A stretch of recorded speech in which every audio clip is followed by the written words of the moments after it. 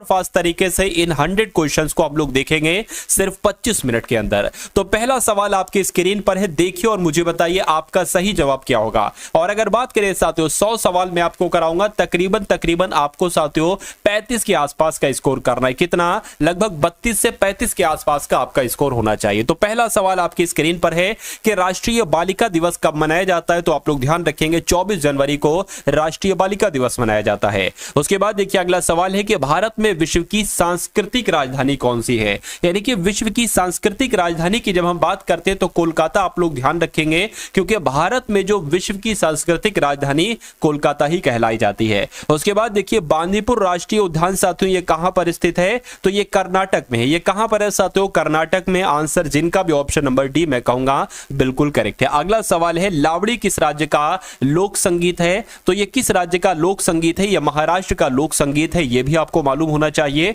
सही जवाब आपका जाएगा ऑप्शन नंबर ए के साथ। अगला सवाल है आपकी स्क्रीन पर कि केरल की नाव दौड़ ये किस त्योहार की विशेषता है। तो मैं कहूंगा किस त्योहार की विशेषता है? ये तो ओणम त्योहार की विशेषता है। और ओणम त्योहार कहां का त्योहार है? केरल का त्योहार है। उसके बाद देखिए भारत के राष्ट्रगीत के रचयिता कौन है मुझे बताइए। तो बंकिम चंद्र चटर्जी की अगर बात करते हैं ना तो ये कौन है साथियों? भारत के राष्ट्रगीत के रचयिता हैं। ये बात आप लोग ध्यान रखेंगे। अगला सवाल है कि भारतीय कृषि अनुसंधान संस्थान ये कहां पर स्थित है। तो ये तो नई दिल्ली में स्थित है। जिनका भी आंसर, जो लोग भी सोच रहे थे कि ऑप्शन नंबर बी आंसर होगा, उन सभी से मैं कहता हूं कि आपका आंसर बिल्कुल करेक्ट है। अगला सवाल है आपकी स्क्रीन पर कि अंतरराष्ट्रीय योग दिवस साथियों कब मनाया जाता है। तो ये सैकड़ों बार सवाल आपसे पूछा जा चुका है कि अंतरराष्ट्रीय योग दिवस कब मनाया जाता है। तो 21 जून को ही अंतरराष्ट्रीय योग दिवस मनाया जाता है। उसके बाद देखिए भारत में प्रत्येक वर्ष जो संविधान दिवस है ना, ये संविधान दिवस कब मनाया जाता है। तो 26 नवंबर की अगर बात करते हैं, 26 नवंबर को ही कौन सा दिवस मनाया जाता है साथियों? संविधान दिवस मनाया जाता है। सबसे पुराने वेद की बात चल रही है, सबसे पुराना वेद कौन सा है? तो आप लोग का आंसर अगर है ऑप्शन नंबर डी यानी कि ऋग्वेद सबसे पुराना वेद है। तो बिल्कुल साथियों ऋग्वेद ही सबसे पुराना वेद है। चलिए उसके बाद देखिए धनुर्वेद जो कि यजुर्वेद का एक उपवेद है, इसका संबंध साथियों किससे है मुझे बताइए। तो अगर बात करते हैं इसका संबंध किससे है, आप लोग ध्यान रखेंगे युद्ध के कौशल से इसका संबंध है। आंसर आपका जाएगा ऑप्शन नंबर डी के साथ। अगला सवाल है जो कौटिल्य का अर्थशास्त्र है ये हमें किसके बारे में जानकारी देता है। तो ये किसके बारे में जानकारी देता है आप लोग ध्यान रखेंगे। मौर्यकालीन, क्या मौर्यकालीन के बारे में जानकारी देता है, यानी कि मौर्य प्रशासन के बारे में जानकारी देता है अर्थशास्त्र, जो किसके द्वारा रचित है? कौटिल्य के द्वारा रचित है। उसके बाद देखिए मौर्य साम्राज्य की स्थापना किसके द्वारा की गई थी साथियों मुझे बताइए। साथियों अगर बात करें आप लोग वाकई में एसएससी जीडी, क्या एसएससी जीडी 2025 के एग्जाम को क्रैक करना चाहते हो तो इस एग्जाम फतेह नाम के इस चैनल को तुरंत सब्सक्राइब कर दीजिए। और जिन लोगों ने वीडियो को लाइक नहीं किया तुरंत वीडियो को भी साथियों लाइक कर दीजिए, क्योंकि मैं आपके लिए इस चैनल के माध्यम से इतनी मेहनत करूंगा कि एक सीट आपका बहुत आराम से आपको मिल जाए। यानी कि मेरा मकसद ही यही है साथियों कि हर एक घर से एक एसएससी जीडी में साथियों भर्ती होना चाहिए इस चैनल के माध्यम से।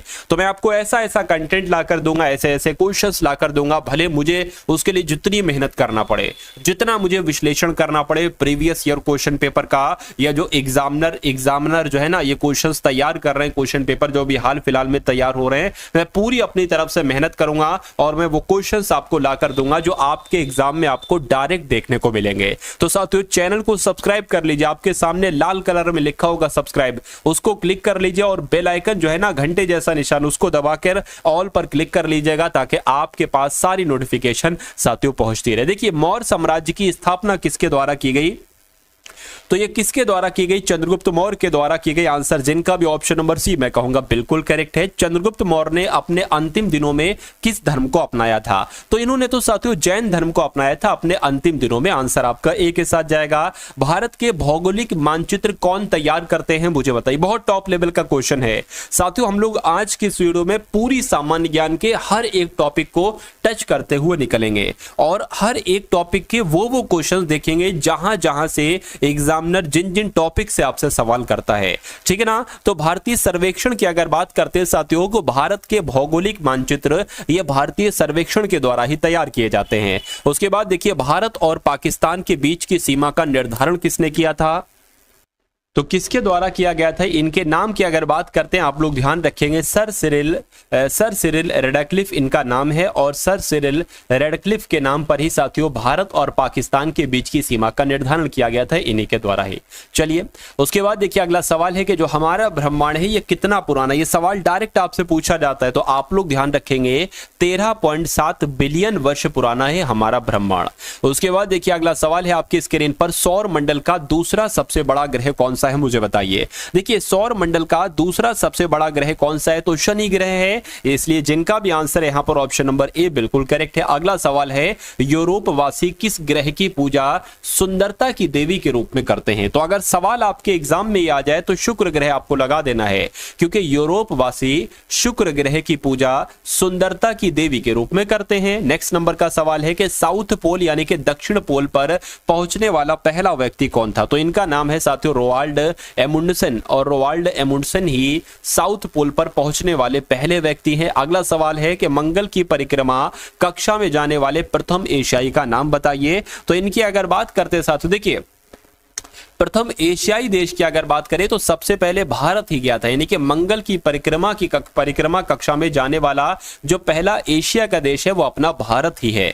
नेक्स्ट नंबर का सवाल है कि ब्राजील में बड़े कॉफी बागानों को क्या कहा जाता है, तो अगर बात करें साथियों ब्राजील में बड़े कॉफी के बागानों को क्या कहा जाता है, तो फेजेंडस कहा जाता है। क्या कहा जाता है, फेजेंडस कहा जाता है। सही जवाब आपका जाएगा ऑप्शन नंबर डी के साथ। इनमें से कौन सा एक बागानी फसल है, क्या चावल एक बागानी फसल है, या अगर बात करें गेहूं एक बागानी फसल है? नहीं साथियों, आप लोग ध्यान रखेंगे चाय जो है ना, चाय ही एक बागानी फसल है। तो ऐसे भी करके आपसे सवाल पूछा जा सकता है। नेक्स्ट नंबर का सवाल है कि विश्व में सबसे अधिक केसर का उत्पादन करने वाला देश कौन सा है। साथियों टारगेट आपको मालूम है ना, मैंने आपको साथियों 100 सवाल मैं आपको दे रहा हूं, यानी कि आपके एग्जाम को क्रैक करने के लिए 100 सवाल की अगर बात करें सबसे गोल्डन क्वेश्चन है, सबसे सर्वश्रेष्ठ प्रश्न है। तो मैं कहूंगा साथियों तकरीबन 32 से 35 आप क्वेश्चन इसमें से सही करने की कोशिश कीजिएगा, ठीक है ना। बाकी अगर बात करें एसएससी जीडी की, अब एग्जाम फतेह इस यूट्यूब चैनल पर एसएससी जीडी 2025 की कंटिन्यू साथियों तैयारी आपकी चलेगी। तो आप लोग चैनल पर अगर नए हैं तो चैनल को अवश्य आप लोग साथियों सब्सक्राइब करके बेल आइकन पर क्लिक कर लीजिए। चलिए विश्व में सबसे अधिक केसर का उत्पादन करने वाला साथियों देश कौन सा है, तो ईरान। आप लोग ध्यान रखेंगे ईरान आपका बिल्कुल सही जवाब हो जाएगा।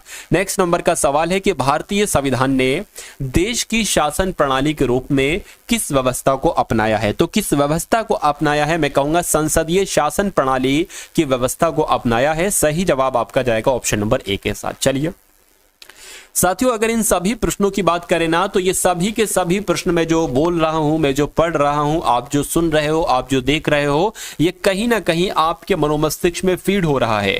भले आपको मालूम पड़ पाए या ना मालूम पड़ पाए, लेकिन आपके मनोमस्तिष्क में ये सारा कुछ कंटेंट साथियों स्टोर हो रहा है और इनका फायदा आपको एग्जाम वाले दिन देखने को मिलेगा। यानी कि जब प्रश्न पत्र आपके सामने खुलेगा, जब पेपर आपके सामने साथियों ओपन होगा, तो आप देखेंगे भाई ये तो हूबहू वही सवाल है, ठीक है ना। तो बस आपको ध्यानपूर्वक क्लास को देखते जाना है, बाकी जिम्मेदारी आप अपने ये बड़े भाई पर छोड़ दीजिए, क्योंकि आपका बड़ा भाई साथियों इस बार आपका सिलेक्शन करवा के रहेगा। क्योंकि आपका जो एग्जाम हुआ था ना साथियों फरवरी 2024 में एग्जाम हुआ था, ये समझ लीजिए साथियों लाखों लोगों ने स्टडी की है, लाखों लोगों ने। अपना एक और भी चैनल है साथियों टारगेट सिलेक्शन, वो भी अपना चैनल है साथियों, ठीक है, लगभग 2.5 लाख के आसपास उससे हमारे लोग जुड़े हुए हैं एसएससी जीडी वाले। तो उस चैनल पर मैंने जो पढ़ाया था लाखों लोगों ने पढ़ा है साथियों, और वहां से हजारों लोगों का, क्या हजार लोगों का साथियों सिलेक्शन हुआ है, ठीक है ना। तो अगला नंबर साथियों आपका है, इसलिए इस चैनल को आप लोग सब्सक्राइब करके बेल आइकन पर क्लिक कर लीजिए। देखिए संसद के कितने सदन होते हैं, तो मैं कहूंगा संसद के 2 सदन होते हैं, जिनका आंसर यहां पर ए बिल्कुल करेक्ट है। अगला सवाल है कि संसद के किस सदन को प्रतिनिधि सभा भी कहा जाता है, तो मैं कहूंगा लोकसभा जो है ना साथियों, लोकसभा संसद का एक सदन ही तो निचला सदन है, इसको प्रतिनिधि सभा भी कहा जाता है। नेक्स्ट नंबर का सवाल है कि संसद का लोकप्रिय सदन किसे कहा जाता है, तो लोकसभा की अगर बात करें साथियों, लोकसभा को ही क्या कहा जाता है, आप लोग ध्यान रखेंगे संसद का लोकप्रिय सदन कहा जाता है। अगला सवाल है कि संविधान में संशोधन की पहल की जा सकती है, तो संविधान में संशोधन की पहल की जा सकती है, आप लोग ध्यान रखेंगे केवल लोकसभा में, केवल राज्यसभा में, केवल राज्य विधानसभाओं में नहीं साथियों, संसद के किसी एक सदन में की जा सकती। आंसर जिनका ऑप्शन नंबर डी है बिल्कुल करेक्ट है। भारत के संविधान का पहला संशोधन अधिनियम कब आया मुझे बताइए। तो अगर बात करेंगे साथियों, संविधान में जो पहला संशोधन हुआ था वो कब हुआ था? 1951 में हुआ था। ये बात आप लोग ध्यान रखेंगे, अपने मनोमस्तिष्क में स्टोर कर लेंगे। संविधान के किस संशोधन को भारत का मिनी संविधान कहा जाता है और इसे 1976 ईस्वी में राष्ट्रीय आपातकाल के दौरान लाया गया था मुझे बताइए। तो 42वां संविधान संशोधन आप लोग ध्यान रखेंगे, यानी कि 42वां संविधान संशोधन जो है इसको 1976 में राष्ट्रीय आपातकाल के दौरान लाया गया था और इसको ही भारत का मिनी संविधान कहा जाता है। किसे? 42वां संविधान संशोधन को। तो ये बहुत टॉप लेवल का क्वेश्चन था, आपके एग्जाम में आपको देखने को मिलेगा। अगला सवाल है कि करों की कटौती के बाद व्यक्ति के पास उपलब्ध आय को क्या कहा जाता है? तो प्रयोग के लिए उपलब्ध आय कहा जाता है। सही जवाब आपका जाएगा ऑप्शन नंबर ए के साथ। जीएसटी लागू करने वाला पहला देश का मुझे नाम बता दीजिए। तो यानी कि जिस देश में सबसे पहले जीएसटी को लागू किया गया था उस देश का नाम क्या है साथियों? फ्रांस है। यानी कि फ्रांस में ही जीएसटी लागू सबसे पहले की गई थी। जीएसटी परिषद की अध्यक्षता कौन करते हैं मुझे बताइए। तो जो केंद्रीय वित्त मंत्री होते हैं, फाइनेंशियल मिनिस्टर होते हैं, वही जीएसटी परिषद की अध्यक्षता करते हैं। ये बात आपको मालूम होना चाहिए। अगला सवाल है, अगर आपके एग्जाम में ये डायरेक्ट आपको क्वेश्चन देखने को मिल जाए, क्या आपसे पूछ ले एग्जामिनर, अगर आपसे पूछ ले कि जो चेलैया समिति है इसका संबंध किससे है मुझे बताइए। तो चेलैया समिति का संबंध जो है ना साथियों, वो जो प्रत्यक्ष कर होते हैं और जो अप्रत्यक्ष कर होते हैं, इसमें सुधार से इसका संबंध होता है चेलैया समिति का।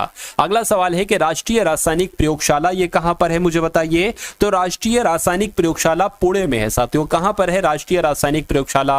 पुणे में है। अगला सवाल है कि न्यूट्रॉन की खोज साथियों किसने की थी बताइए। तो न्यूट्रॉन की खोज की अगर बात करते हैं साथियों, तो ये तो चैडविक के द्वारा की गई थी। किसके द्वारा की गई थी? न्यूट्रॉन की खोज चैडविक के द्वारा की गई थी। अगला सवाल है कि एटम बम का आविष्कार किसने किया था बताइए।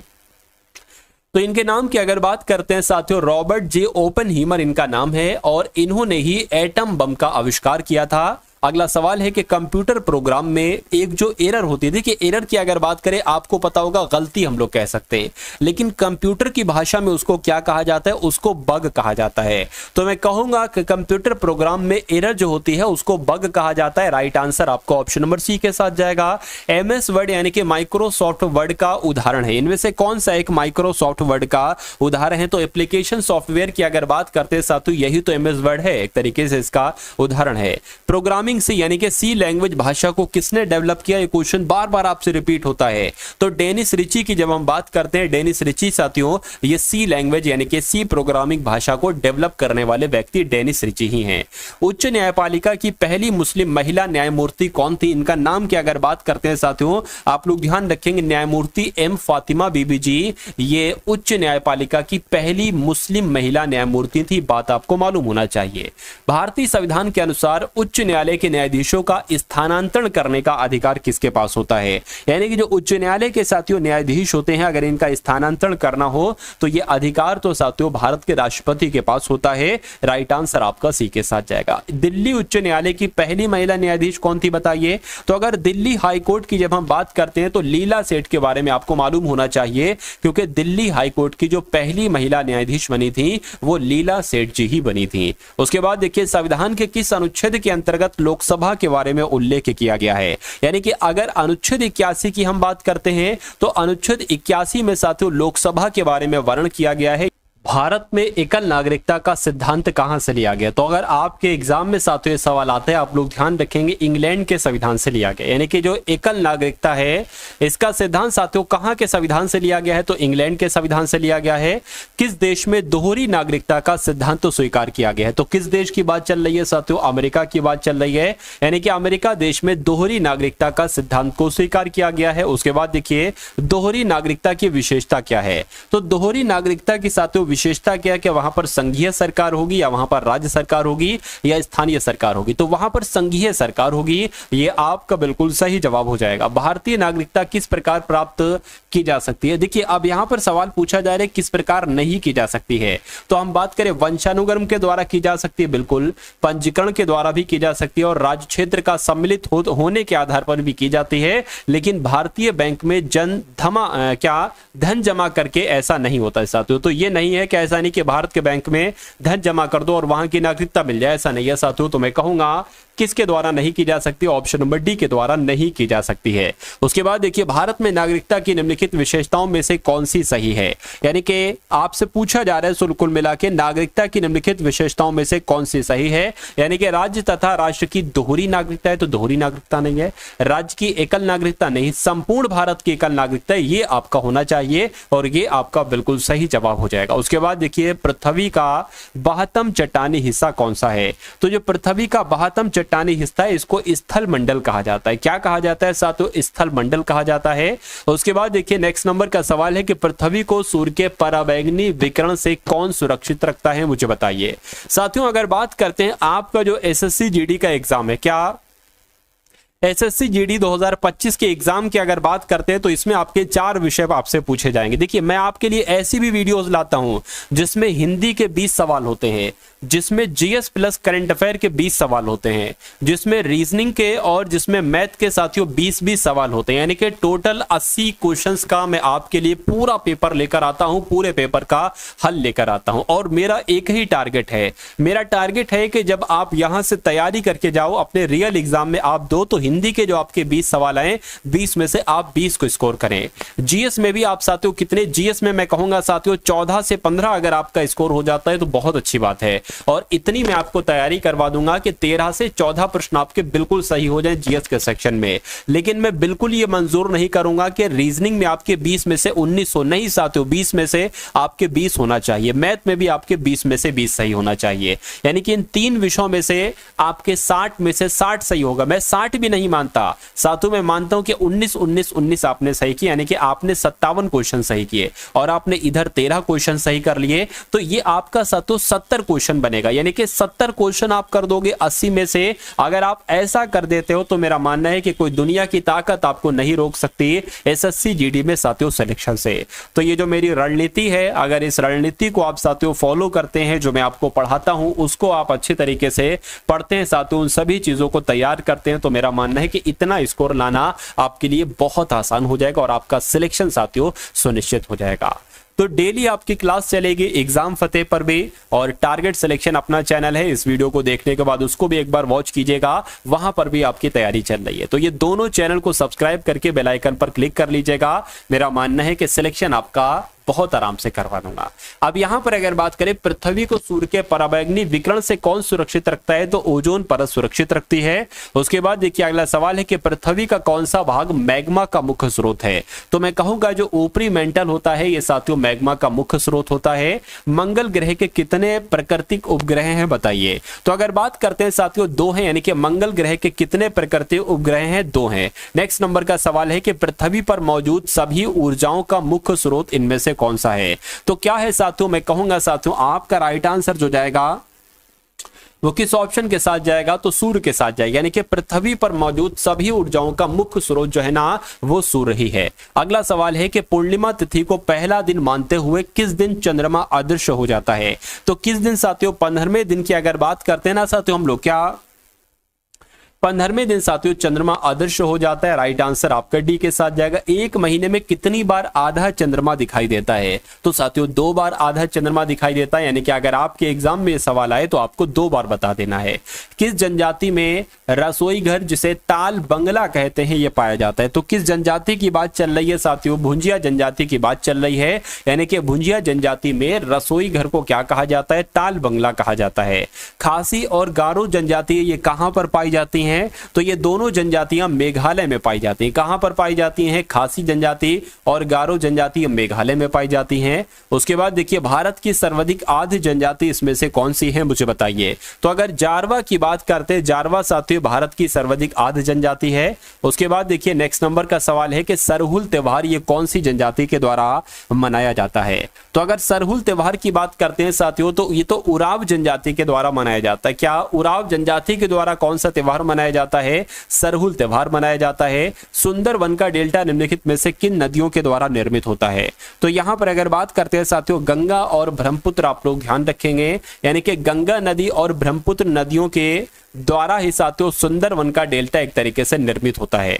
उसके बाद देखिए गंगा का मैदान किन दो नदियों के बीच फैला हुआ है बताइए? तो गंगा का जो एक तरीके से मैदान है ये घग्गर और तीस्ता नदियों के बीच फैला हुआ है, ये आप लोग ध्यान रखेंगे। सही जवाब आपका जाएगा ऑप्शन नंबर बी के साथ।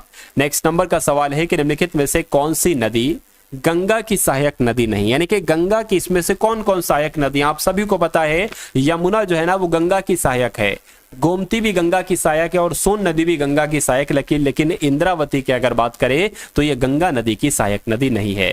महानंदा नदी किसकी एक सहायक नदी है अब आपसे पूछा जा रहा है? तो महानंदा की अगर बात करते हैं ये भी साथियों गंगा नदी की एक सहायक नदी है जिसका नाम है महानंदा नदी। उसके बाद देखिए नेक्स्ट नंबर का सवाल है कि भारत की सबसे बड़ी प्राकृतिक मीठे पानी की झील मुझे बता दीजिए। तो जब हम बात करते हैं वुलर झील की, तो ये वुलर झील ही जो है ना ये भारत की सबसे बड़ी प्राकृतिक मीठे पानी की झील है, ये आपको मालूम होना चाहिए। उसके बाद देखिए सर्वाधिक प्राचीन पुराण इसमें से कौन सा है बताइए? तो सबसे ज्यादा जो प्राचीन पुराण है वो मत्स्य पुराण है। कौन सा पुराण है? वो मत्स्य पुराण है, ये आप लोग ध्यान रखेंगे, क्वेश्चन आपके एग्जाम में साथियों ये जरूर पूछा जाएगा। तो जो लोग भी यहाँ पर हैं ऑप्शन नंबर ए के साथ मैं कहूंगा कि आपका आंसर बिल्कुल करेक्ट है। उसके बाद देखिए नेक्स्ट नंबर का सवाल है आपके स्क्रीन पर, आपसे पूछा जा रहा है साथियों कि इनमें से कौन सा उपवेद नहीं है मुझे बताइए? तो इनमें से कौन सा उपवेद नहीं है? देखिए धनुर्वेद की अगर बात करें ये साथियों एक उपवेद है, ये तो उपवेद है। उसके अलावा अगर बात करें शस्त्र शास्त्र की या आयुर्वेद की, ये भी है, लेकिन योग वेद नहीं है। अब नहीं है साथियों तो ये आपका क्या होगा? यही आपका सही जवाब हो जाएगा। उसके बाद देखिए अगला सवाल है कि अशोक के प्रधान शिलालेखों में सबसे बड़ा शिलालेख कौन सा? ये सैकड़ों बार सवाल आपसे पूछा जा चुका है। तो अगर आपका जवाब यहां पर है साथियों 13वां शिलालेख, तो मैं कहूंगा आपका जवाब यहां पर बिल्कुल सही है। यानी कि अशोक के जो प्रधान शिलालेख है इसमें से सबसे बड़ा शिलालेख 13वां शिलालेख है। सम्राट अशोक का कौन सा शिलालेख कलिंग पर उनकी विजय का साथियों उल्लेख करता है? तो किसके बारे में बात चल रही है? 13वें शिलालेख के बारे में ही बात चल रही है। उसके बाद देखिए अशोक के कौन से शिलालेख में ब्राह्मी लिपि का प्रयोग नहीं किया गया है? तो आपका साथियों देखिए जो शाहबाज गढ़ी है ना इसमें ब्राह्मी लिपि का प्रयोग नहीं किया गया है। निम्नलिखित में से कौन सा गवर्नर जनरल ठगी प्रथा के उन्मूलन से संबंधित था? यानी कि ठगी प्रथा के उन्मूलन से तो साथियों लॉर्ड विलियम बेंटिक संबंधित थे, इसलिए आपका राइट आंसर जो जाना चाहिए वो किस ऑप्शन के साथ जाना चाहिए? Option number B Lord William Bentinck के साथ जाना चाहिए। निम्नलिखित में से कौन बंगाल का अंतिम गवर्नर जनरल थे मुझे बताइए? तो लॉर्ड कैनिंग की अगर बात करते हैं साथियों लॉर्ड कैनिंग ही ये बंगाल के अंतिम गवर्नर जनरल थे। उसके बाद देखिए 1872 ईस्वी में भारत के वायसराय लॉर्ड मेयो की हत्या ये कहां पर की गई थी? तो ये कहां पर की गई थी? ये पोर्ट ब्लेयर में की गई थी। ये सवाल आपके लिए बहुत इंपॉर्टेंट है, आपको ध्यान रखना है कि भारत के वायसराय जो लॉर्ड मेयो थे 1872 में इनकी हत्या की गई थी। कहां पर? पोर्ट ब्लेयर में इनकी हत्या की गई थी। 1921 का जो साथियों मोपला विद्रोह था ये कहां पर हुआ था बताइए? तो जो मोपला विद्रोह था ये तो केरल में हुआ था। ये कहां पर हुआ था साथियों? ये केरल में हुआ था। सही जवाब आपका बी के साथ जाएगा। पागलपंथी विद्रोह एक विद्रोह था, यह भीलों का विद्रोह था, गारो का विद्रोह था, गोंडों का था साथियों या कोलियों का था मुझे बताइए? तो ये तो गारो का विद्रोह था। यानी कि जो पागलपंथी विद्रोह था ये किसका विद्रोह था? ये गारो का विद्रोह था। उसके बाद देखिए 1855-56 में भारत में जो संथाल विद्रोह हुआ था इसका नेतृत्व किसके द्वारा किया गया था? आपसे यहां पर पूछा जा रहा बताइए। तो इसका नेतृत्व की अगर बात करते हैं साथियों सिद्धू और कान्हू के द्वारा ही जो भारत में संथाल विद्रोह हुआ था इसका नेतृत्व किया गया था सिद्धू और कान्हू के द्वारा। उसके बाद देखिए अगला सवाल है कि नील आयोग के अध्यक्ष साथियों कौन थे मुझे बताइए? तो इनके नाम की अगर बात करते हैं साथियों इनका नाम WS सीटकर था और WS सीटकर ही नील आयोग के अध्यक्ष थे। उसके बाद देखिए गुरु नानक देव यानी कि सिख धर्म के जो प्रवर्तक थे इनका जन्म आपसे पूछा जा रहा है कि इनका जन्म साथियों कहां पर हुआ था? तो इनका जन्म तो तलवंडी में हुआ था। कहां पर इनका जन्म हुआ था? तलवंडी में गुरु नानक जी का जन्म हुआ था। उसके बाद देखिए किसको अमृतसर में स्थित हरमंदिर साहिब गुरुद्वारे स्वर्ण मंदिर के सुनहरे सौंदर्यीकरण के लिए जाना जाता है? तो किसको जाना जाता है? रणजीत सिंह को जाना जाता है। यह आपका बिल्कुल सही जवाब ऑप्शन नंबर बी हो जाएगा। था। उसके बाद देखिए अगला सवाल है कि किस सिख गुरु ने स्वयं को सच्चा बादशाह कहा? तो स्वयं को सच्चा बादशाह तो गुरु अर्जुन देव जी ने कहा था। किसने कहा था साथियों? सच्चा बादशाह खुद को आप लोग ध्यान रखेंगे गुरु अर्जुन देव ने ही कहा था। अगला सवाल है कि एक मुस्लिम संत रहते थे, कौन? जहां फतेहपुर सीकरी बनाया गया था। तो किसकी बात चल रही है साथियों? शेख सलीम चिश्ती की बात चल रही है। यानी कि ये एक मुस्लिम संत थे और जहां पर साथियों ये रहते थे ना, वहां पर फतेहपुर सीकरी बनाया गया था। उसके बाद देखिए तेलुगु कृति अमुक्त माल्यदा, इसके लेखक आपसे कुल मिला के यहाँ पर पूछे जा रहे, तो इसके लेखक कौन है? कृष्णदेव राय ही तो साथियों इसके लेखक हैं। आंसर आपका अगर है ऑप्शन नंबर बी तो मैं कहूंगा आंसर आपका बिल्कुल करेक्ट है। अढ़ाई दिन का झोपड़ा साथियों क्या है मुझे बताइए? तो ये एक मस्जिद है। ये क्या है अढ़ाई दिन का झोपड़ा? ये एक मस्जिद है, ये आप लोग ध्यान रखेंगे। इल्तुतमिश ने सल्तनत की राजधानी के रूप में किसे स्थापित किया? तो साथियों किसे स्थापित किया? दिल्ली को स्थापित किया। ये भी आपको मालूम होना चाहिए, आपको साथियों ध्यान रखना है।